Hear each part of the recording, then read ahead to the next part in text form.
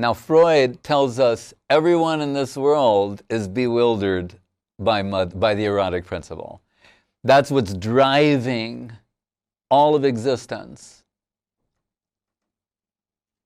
And in this sense, he stumbled upon a very essential principle. He's saying the sexual principle is driving everything. It's driving the ants, it's driving the human beings. You know, love makes the world go round. It's the force that's behind everything. And he has his system of interpretation for that. But see, what he's expressing is a perverted reflection of the truth. The erotic principle expressed in unalloyed devotion in the spiritual world, that's the source of everything. The loving relationship between Radha and Krishna is the source of everything. And this world is a perverted reflection of that. So Freud was right in identifying this is what's driving everything in the world, is the erotic principle. And what the spiritual experts are saying, in its unalloyed, unconditional, pure expression, it's what's driving everything in the spiritual world. So naturally, what he's saying is true here. Because in the supreme reality, it's driving, it's the source, it's the origin, it's driving everything. And in the place where it's perverted, similarly, but in the word Saraswati Thakur uses sometimes is vitiated. Rather than it being wholesome and pure and nourishing, it's degrading. So Freud identified everyone in the world is under the influence of Cupid, Madan. Right? Madan Mohan means the seductive charm, attraction, and sweetness of Krishna is capable of bewildering Cupid. Everyone here bewildered by Cupid? Cupid bewildered by Krishna. But by extension, what it means is everyone who's bewildered by Cupid can overcome that bewilderment, illusion, by redirecting this innate, intrinsic principle toward Krishna. Krishna can fulfill. If we take that principle to its highest level of fulfillment and expression, he alone can fulfill that, is Krishna.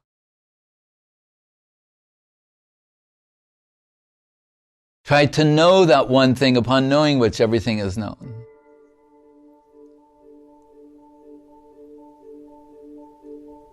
You say, oh, if you haven't done this, you haven't lived. And that makes me want to follow my heart. It means it's a particular level of intensity, of feeling, of appreciation. You're a scientist, Bran. So listen to me.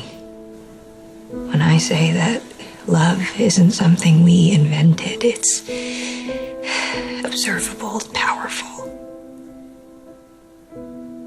It has to mean something. Many things that we value are not objectively verifiable. Right? Like humor. Like what we like, things that are funny. Why? Humans are the only animals who really laugh. They go, no, there's a laughing hyena. No, that doesn't count. Right? Right, well, I'm just saying. So we laugh, right? We cry. You're going to say, well, animals wail. That's true, because they're approaching humans. They wail when their baby's taken away, things like that. You start feeling. So what we're all about is feeling. Love has meaning, yes. Social utility, social bonding, child rearing. We love people who have died. Where's the social utility in that? None. Maybe it means something more, something we can't yet understand. Maybe it's some evidence, some artifact of a higher dimension that we can't consciously perceive. The things that we're really hardwired to seek, beauty, love, humor, I can't prove to you that someone is beautiful. I can't prove love even exists. And statistically, we could make a case that it doesn't exist. And we could say, like they talk about the God delusion, we could write a book called The Love Delusion. Why is everyone searching for this? No one has it. They're all lying to themselves. It doesn't really exist. Right. But there's an element within inside us that can't accept that it doesn't exist. Look, even in this world, when you deal with romantic love, people will meet someone and they'll say, I have always and only loved you. I'm drawn across the universe to someone I haven't seen in a decade who I know is probably dead. If we can feel that way, and we want to feel that way, if we can feel that way about someone in this world, then magnify that to an infinite degree. Then you can begin to understand what we're dealing with in Krishna conception. The compelling, irresistible, all attractive beauty, seductive charm, sweetness of Krishna. And even in the face of heavily anti-statistical evidence that you won't get it, you're not experiencing it, we'll still search for it. Love is the one thing we're capable of perceiving that transcends dimensions of time and space.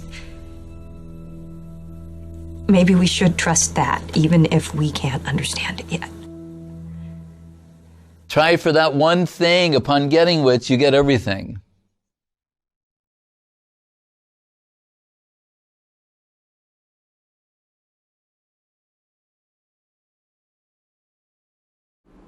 Well, first of all, we should wonder, why is it that we're repeatedly expressing these things in songs, in poetry, in novels, in motion picture, everything. We revisit these subject matters repeatedly, right? People find themselves in a position where they're expressing eternal love to someone, when we know statistically, objectively speaking, it's not true. Right? And mostly, and as time goes on, it's more and more not true. Sure. You know, we're not sure how much it was true before. But we, at least now that we keep records on all this stuff, we know the potential for these eternal relationships to dissolve. 30 days. Yeah, or for, I love you forever or until you're 40.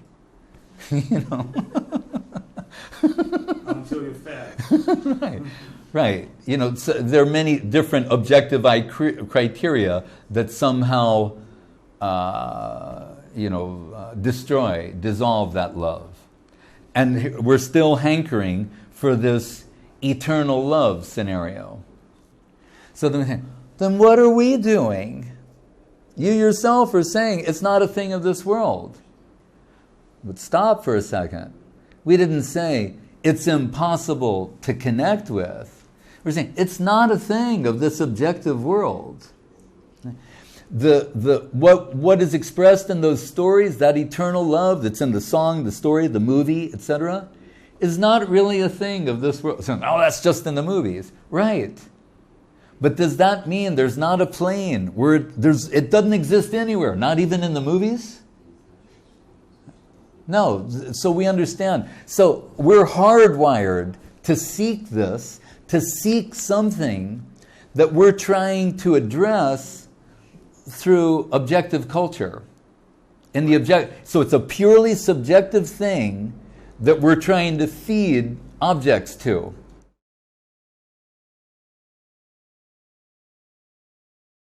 If in this world we're constantly searching for ideals in terms of the most beautiful, the most sweet, the most charming, the most affectionate, the most loving,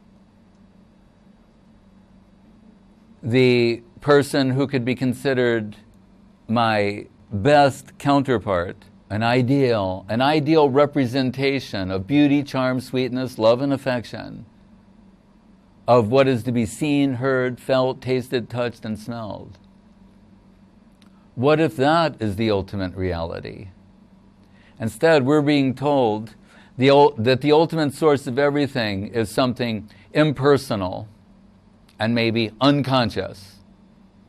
So that which is dead and unconscious is giving life to so many conscious beings. What cannot see is gifting sight to so many. What has no capacity to hear is allowing everyone to hear. What cannot taste is giving everyone the tasting capacity. We've swallowed this type of, what's the scientific term? Bullshit. I think that's the scientific term. We've swallowed this wholesale, right, and denied the personality of Godhead. And think that we're very modern, very advanced, scientific thinkers. Because we can't accommodate how the original source of all sensual ability and capacity can also have sensual ability and capacity. We deny that. That would be just too much. I mean, that would be like God or something. Right. That would be inconceivable. That an absolute personality who's absolutely beautiful, absolutely charming, absolutely funny, absolutely tasteful, who can reciprocate simultaneously the ideal hankering of every being. That would be, the absolute, of course. So that the ultimate reality is beautiful, loving, charming, and sweet. Science is not prepared to deal with that.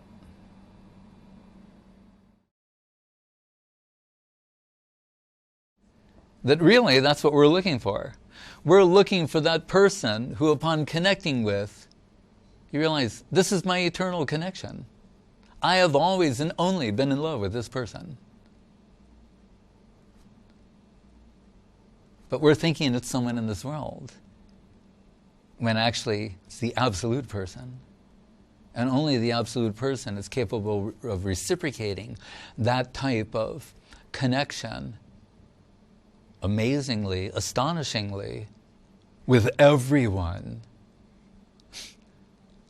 That one can reciprocate every atom of the heart's hankering of every living being simultaneously. That's the absolute. And the absolute cannot be anything less than that. It's the absolute personality of Godhead.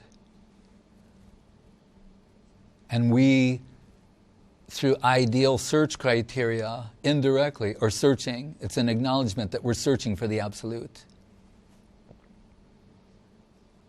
The ultimate beautiful person. The ultimate loving person.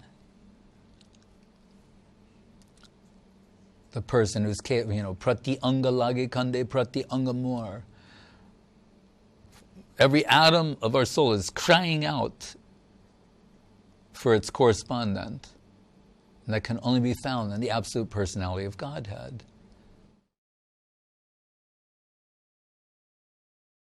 You should love God with your whole heart, your soul, etc. Right? All right, good. And that God, what does He look like?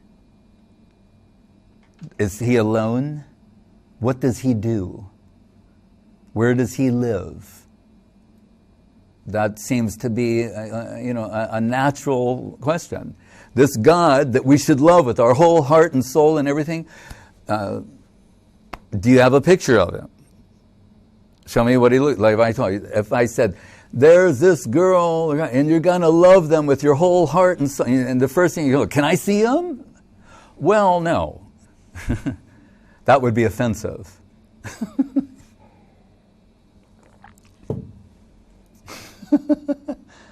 I mean, it's common sense. Why do you think? Why is it called Facebook? Why? Does it have anything to do with faces? Maybe? Looking at faces and saying, I like this face and this one I don't like as much? So people, they want a social network with God, but no pictures. Why? Why are they afraid? Is God married? Does He have a girlfriend? Is he in a relationship? Relationship status. Complicated. That people who deny the existence of God or believe that you can't prove that God exists, they believe all kinds of other things that you can't prove. And they don't apply the same sort of analysis to those things. Right. That's why that police officer who was with his superior, and they're visiting the mott, and as I mentioned, sometimes every Bengali's got a little guru in them, you know. And they want to show they know Vedanta or they're, you know, philosophical. So they like to get an opportunity to demonstrate it, or that they're up on the latest scientific theory. So we had a little discussion going perhaps about the subjective evolution of consciousness, and the one man says to me, "It's all quarks. Everything's just quarks. That's all. Everything's quarks." And I said, "Oh, really?" And I said, "Is your wife a quark?" He's like, and his boss went, "Ha ha," because he must have to deal with this man like every day. I said, "Ha ha." I said, "Because if your wife is a quark," you know, and because he went, "Yes." I said, "Oh, she'll be very unhappy to hear that." And he was perplexed what to do. So my point and introducing this is, so when there's all this criteria they want to apply to prove or deny the existence of God, but when it comes to things like love, which cannot be proved, they will say that they love their wives, their children, their dog, their school, their university, whatever.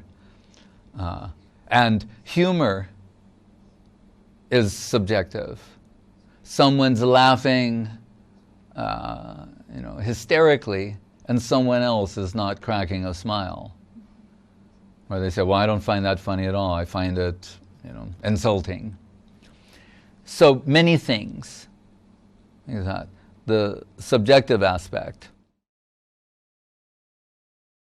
What is real freedom? What is liberation? What is that, the spiritual inquiry beyond the base necessities of existence? That's actually the hallmark of spiritual culture. So Vedanta says, atato brahmajigyasa, atato, now that you've achieved human life, inquire about Brahma. That's where it begins. That's why it starts with the word now. Some commentators explain it means, yes, now that you've achieved human life, this is what it's meant for. What did Socrates say, who we mentioned earlier? The unexamined life is not a life worth living. That's Socrates' opinion, expressed so long ago, 1,000 years ago. An unexamined life is not a life worth living.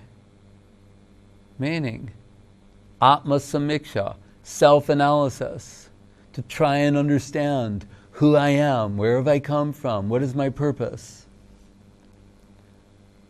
So you say, well, what if someone's not interested in who they are, where they've come from, what their purpose is, but they're just basically interested in reproduction and family maintenance?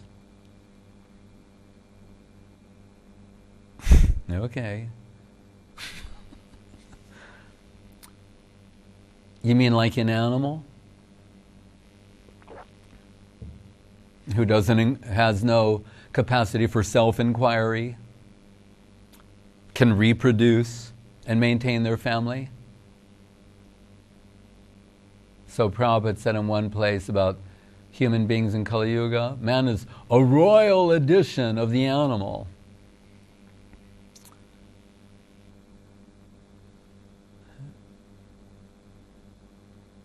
And where's one famous artist in the 20th century used to make, you've probably seen these pictures somewhere on the net where like dogs playing poker. They're all dogs in suits, smoking cigars, playing cards. I'm not the first person to make these observations, and it's not just, a bunch of fanatical people of this opinion. Read Steppenwolf by Hermann Hesse. The Steppenwolf, Harry Haller, goes to attend a lecture, and everyone's there, and they're very impressed with the man. I forget if he even mentions what the subject is. And the host, who's writing about the Steppenwolf, he says, the lecturer said, maybe he's talking about the universe, whatever it was, it doesn't even matter. It was the 19th century, whatever the latest theory was. And he said, the Steppenwolf shot me a look. Looked at me. And he said, and in that look, he, I'm paraphrasing now, annihilated all of modern civilization. And it said to me, look at what monkeys we've become. Right? Written by Hermann Hesse 100 years ago. Solzhenitsyn. Serene, voluntary self-restraint. He said, you have the freedom. When he came to America and they invited him to give the Harvard address to the students, and they thought, now Alexander, Sasha, will tell everyone how wonderful the United States is. And he said, well, I could never recommend what's going on in the Soviet Union. What you've got going on here is less than something for the dignity of man. And he said, you have the right to express anything and everything, but you've given up the right not to have your mind and soul stuffed with nonsense, with gossip, with mundane, useless trivia and information. That you've given up. And in the name of freely expressing anything and everything. Right? So many have made they called his address, A World Split Apart, a scathing indictment of Western civilization. What did Gandhi say when they said, Mahatmaji, what do you think about Western civilization? He said, I think it would be a good idea. How does Dostoevsky begin Notes from the Underground? I am an ugly man. I am an unhappy man. I am a sick man.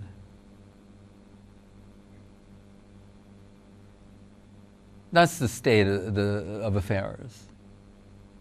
Why is he appreciated? For his honesty. What does he say?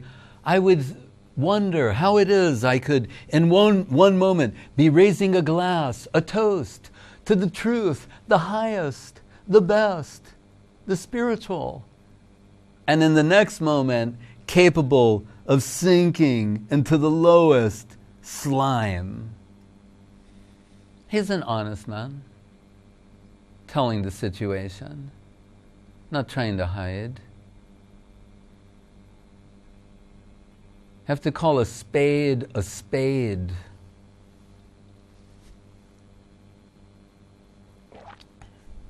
And I know you're going, what does that mean? Means being naked truth, be honest. We're told, don't speak a truth that's unpalatable. I have a problem with that from time to time. But sometimes they say sadhu means one who cuts sharply with unpleasant language. The doctor who removes the cancer does it with a scalpel. Is he cruel? Or is he your real friend? He's removing the cancer. And this is how you do it. If somebody can do it in a sweet way with the least amount of pain, all the better.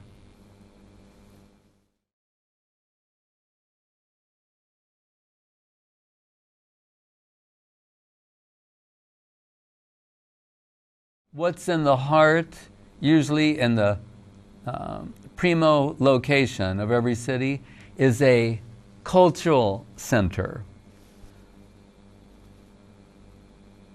Because people understand here are supposed to be on display the greatest achievements of human civilization, of human thought, as the Victorians or I believe, or Romantic, they expressed. They said, "What is poetry?" And by extension, that means deep thought.